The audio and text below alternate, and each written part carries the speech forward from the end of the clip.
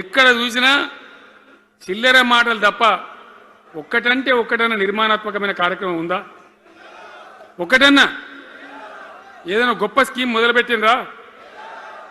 ఒక పొదరిల్లులాగా వడ్డించిన విస్తరలాగా తెలంగాణ మీకు అప్పచెప్పింది. ఎన్నిటల నంబర్ 1 తెలంగాణ, మంచినీళ్ళ సప్లైల నంబర్ 1, కరెంటు సప్లైల నంబర్ 1, పర్ క్యాపిటల్ తలసరి ఆదాయంలో నంబర్ 1, రాష్ట్ర స్థూల ఉత్పత్తి జిఎస్డిపిల నంబర్ 1, ఎన్నిటలను కేంద్ర అవార్డు రావాలి.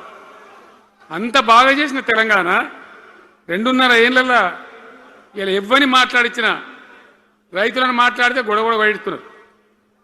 నాశనం అయిపోయిందన్న చెడగొట్టుకున్నాం, మా చెప్పుతున్నాం మేమే కొట్టుకుంటాం ఓటును వాళ్ళు కొంతమంది బాధపడి. ఎందుకు?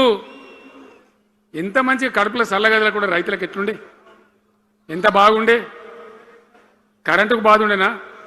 నీళ్ళకు బాధ ఉండేనా? యూరియా బస్తాలు ఇయ్యే శాతం అయితే లేదా ఈ ప్రభుత్వానికి? యూరియా బస్తాలు రాబోయంటే యాప్ పెట్టినా ఉంటాడు. దుకాణంలో లేకపోతే యాప్లోకి వెళ్తాయా? ఈ దమ్ముంటే తెచ్చి దుకాణంలో పెట్టాలి, కానీ ఆ యాప్లు పట్టుకొని తిరిగితే కాళ్ళకు వాపులు వస్తాయి. బస్తాలు మాత్రం దొరుకుతలేవు. నిజమేనా నేను చెప్పేది? యాడ చూసిన ఎరువు బస్తాలు కూడా శాతం కాదు ఆఖరికి. అంతకుముందు కాంగ్రెస్ గవర్నమెంట్ ఉన్నప్పుడు అట్లే ఉండే, పోలీస్ స్టేషన్లో పెట్టి అమ్మిండ్రు యూరియా బస్తాలు. ఇవాళ మళ్ళా చెప్పుల లైన్లు, కాళ్ళకు వాపులు రావాలి. ఆటో రిక్షానికి చెప్తే 10 బస్తాలు వేసుకోరాబోయంటే పొలం కాడ వచ్చేస్తుండే. ఇలా యూరియా కోసం ఇంత బాధన. ఇది ఎంత అసమర్థమైన ప్రభుత్వం, ఎంతగాని శాతగాని ప్రభుత్వం. అన్నిటికీ బాధనే కదా. బంగారం లాగున్న రైతులు ఎంత ఆనందంగా ఉండే. వానాకాలం పంటలు పండితే తడిసిన ధాన్యం కాడికెళ్ళి కొని మొత్తం బ్రహ్మాండంగా రైతులకు డబ్బులు బ్యాంకులు వేసేది, మధ్య దళారు లేకుండా.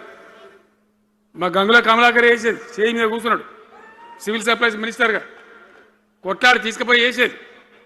రైతులకు ముందుగా పోవాలి, వాళ్ళు పోయి మళ్ళీ సెకండ్కి పని చేసుకోవాలి. ధాన్యం అమ్మిన డబ్బులు వచ్చేది, ఇటు రైతు బంధు పైసలు వచ్చేది. రైతులు మోతాదు లేకుండ్రి, మంచిగా పని చేసుకున్నారు. ఇప్పుడు ఏమైంది? ఎరువు అనే యాపు, రైతు బంధు కోసం మొగులు చూడాలి, అది నెలకో ఎకరానికి వస్తుంది. ఇప్పుడు జగిత్యాల కేసీఆర్ సభ అంటే మళ్ళీ ఇలా పైసలు విడుదలన్నట్టు. రైతు బంధు రావాలంటే మళ్ళీ సభ పెట్టను అయింది. 3వ కిస్తీ రావాలంటే మళ్ళీ ఏమన్నా కేసీఆర్ సభ పెట్టాలి ఇక, అంతేనా? ఇది ప్రభుత్వమా? ఒక 75,000 కోట్లు ఇచ్చినాం మనం రైతులకు, 75,000 కోట్లు. పల్ల రాజశేఖర రెడ్డి గారు ఉన్నాడు ఎక్కడున్నాడు, పోయినప్పుడు రైతు బంధు అధ్యక్షుని ఉండే రాష్ట్రానికి ఎమ్మెల్యేగా లేకుండే ఈయననే నిలబడేపించింది. 73,000 కోట్ల పైచీలకు డబ్బులు అనాయాసంగా సునాయాసంగా రైతు ఖాతాలకు పంపించింది. ఇప్పుడు ఏం రోగం వచ్చింది, ఏం బీమారి వచ్చింది? అచ్చా, ఇంకో మాట మీరు నాకు చెప్పాలి. ఈ కాంగ్రెస్ సిపాయిలు ఏం మాట్లాడారు ఎలక్షన్లో?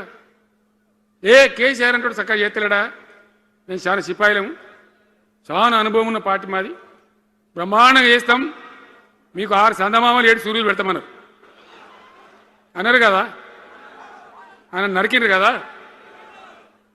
ఇలా రాష్ట్ర ఆర్థిక ఆదాయం ఎందుకు దిగజారిపోయింది? దయచేసి ఆలోచన చేయండి. కేసీఆర్ ఉన్నప్పుడు రియల్ ఎస్టేట్ ఎట్లా ఉండే, రైతుల భూముల ధరలు ఎట్లుండే,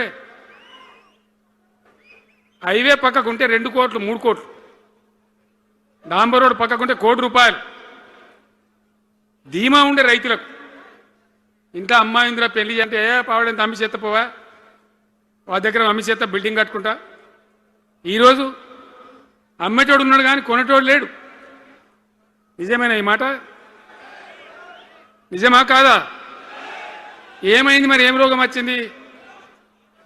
రాష్ట్రంలో ఏ వాళ్ళని మాట్లాడించినా, ఎవరిని అడిగినా ఇదే బాధ. ఈ విధంగా రైతుల భూముల ధరలు పడిపోయినాయి, రాష్ట్ర ఆర్థిక పరిస్థితి పడిపోయింది, మంచినీళ్ళకు గోసపడాలి, రైతాంగం అన్నిటికీ గోసపడాలి. ఇవాళ మక్కలండి, మక్కలు వచ్చినాయి, పెడితే కొంటమని చెప్పారు, కొనకపోతే కొనమని చెప్పారు. ఈ శాతగాని దొంగతనం ఎందుకు? లోపల అధికారులకేమో కొనకూడదని చెప్తున్నా, మీది కొంటమని చెప్తున్నా. మక్కలు కొనే ధీమా ఉందా? ఇయ్యాల కొంటుండ్రా? వడ్లు కొంటుండ్రా? కొనక పోంగా మళ్ళీ ఇంకా బోనస్ ఇస్తామని ఒక బోగస్ మాట. ఎవరికైనా నచ్చిందా? బోనస్ వస్తుందా? వాటిదే బోనస్, అంత బోగస్. ఈ విధంగా పంట వేసిన కాడ నుంచి పంట కొనుగోలు దాకా బీఆర్ఎస్ ప్రభుత్వం అన్న నిలబడ్డది, రైతులకు తోడుగా నిలబడ్డది, రైతులను ఆదుకున్నది. ధాన్యం తడిచిపోతే కూడా కొన్నది. కానీ ఇలా రైతాంగం అంతా ఆగమాగం. రైతు బంధు ఎప్పుడవుతుందో తెలియదు, ధాన్యం కొనరో తెలియదు, కొంటే పైసలు తొందరగా వస్తాయో రావో తెలియదు. చాలా సతమతమవుతున్నారు. రైతులను మాట్లాడితే చాలా తప్పు చేసుకున్నాం సార్, పొరపాటు అయిపోయింది అని బాధపడుతున్నారు. మంచిగా ఉండ్రి, మళ్ళీ వాళ్ళ ఆత్మహత్యలు స్టార్ట్ అవుతున్నాయి. వాళ్ళకి ఇచ్చే ఆర్డర్లన్నీ బంద్ చేసిండ్రు, ఇంకెవరికి ఇస్తారట కమిషన్ల కోసం. అది వాళ్ళని అవస్థ పెడతా ఉన్నారు. ఉద్యోగులు ఆనాడు మనం 72% ఇచ్చినాం. వాళ్ళు తెలంగాణ ఉద్యమంలో పనిచేశారు కాబట్టి టీఎన్జీఓ అంటోళ్ళు సమైక్య రాష్ట్రంలో కూడా వాళ్ళ ఉనికి పొడగొట్టుకోలే. టీఎన్జీఓగానే ఉన్నారు తెలంగాణ ఎన్జీఓలుగా. కాబట్టి వాళ్ళని గౌరవించి గుర్తించి బ్రహ్మాండంగా 72% పీఆర్సీ ఇచ్చినాం. ఇలా 7 రూపాయలను ఇచ్చిండ్రా, 7% అని ఇచ్చిండ్రా? ఏమైంది? ఏం బీమారైంది? ఎంతమందిని మోసం చేస్తారు? ఆఖరికి వస్తే పరిస్థితి ఏంది? ఇలా రాష్ట్రంలో రిటైర్డ్ ఉద్యోగస్తులకు కూడా వాళ్ళకి రావాల్సిన బకాయి, వాళ్ళు దాచుకున్న డబ్బులు వీళ్ళు ఇచ్చే మెహర్బానేం లేదు, ఆ డబ్బులు కూడా ఇచ్చే పరిస్థితి లేదు. ఆటో రిక్షా కార్మికులు మాట్లాడితే అన్న ఈరోజు పనికి మాలిన ఫ్రీ బస్సు పెట్టిండ్రు, మా పొట్ట కొడుతున్నారు, మేము నాశనం అయిపోయినాం, వాళ్ళు ఏడుస్తూ ఉన్నారు. పిల్లలకు అది నేను పెట్టలే, ఆయన కాంగ్రెస్ ముఖ్యమంత్రి అయినా రాజశేఖర రెడ్డి గారు ఉన్నప్పుడు పెట్టిండు. ఇది ఫీజు రియంబర్స్మెంట్ అనే స్కీమ్, మంచి లాభం జరిగింది. నేను దాన్ని కొనసాగించిన. ఇలా మొత్తం బీసీలకు ఎస్సీలకు పిల్లలందరికీ ఫీజు రియంబర్స్మెంట్ రాక 10-12 వేల కోట్ల బకాయిలు పెడితే వాళ్ళు ఆగం, వాళ్ళు రోడ్డున పడరు. కోర్టుకు పోతే పిల్లల దగ్గర వసూలు చేసుకొని చెప్పి కోర్టులు చెప్తా ఉన్నాయి. వాళ్ళ గతి ఏం కావాలి? ఇప్పుడు ఎవరిని కదిలిచ్చినా ఈ రాష్ట్రంలో, ఎవరిని మాట్లాడించినా, ఒక విద్యార్థిని మాట్లాడినా, ఒక రిటైర్డ్ అయిన ఉద్యోగిని మాట్లాడినా, పనిచేస్తున్న ఉద్యోగిని మాట్లాడినా, రైతాంగంతో మాట్లాడినా ప్రతి వాడు అసంతృప్తి, ఒక బాధ, మాకేదో అన్యాయం జరిగినటువంటి పరిస్థితిలో మాట్లాడుతూ ఉన్నారు. పిల్లల పాపం చదువుకునే వాళ్ళు ఉంటే వాళ్ళకి విదేశాల్లో సీట్లు వస్తే 20 లక్షల రూపాయలు ఇచ్చాము. అంబేద్కర్ పేరు మీద, జ్యోతిబా పూలే పేరు మీద ఎస్సీ పిల్లలకు, బీసీ పిల్లలకు, ఓసీలలో కూడా నిరుపేదలకు ఇచ్చినాం. ఇలా దాన్ని బంద్ పెట్టిండ్రు, వాళ్ళు ఆగమైపోతూ ఉన్నారు. అన్నీ కూడా సర్వనాశనం చేస్తూ ఉన్నారు.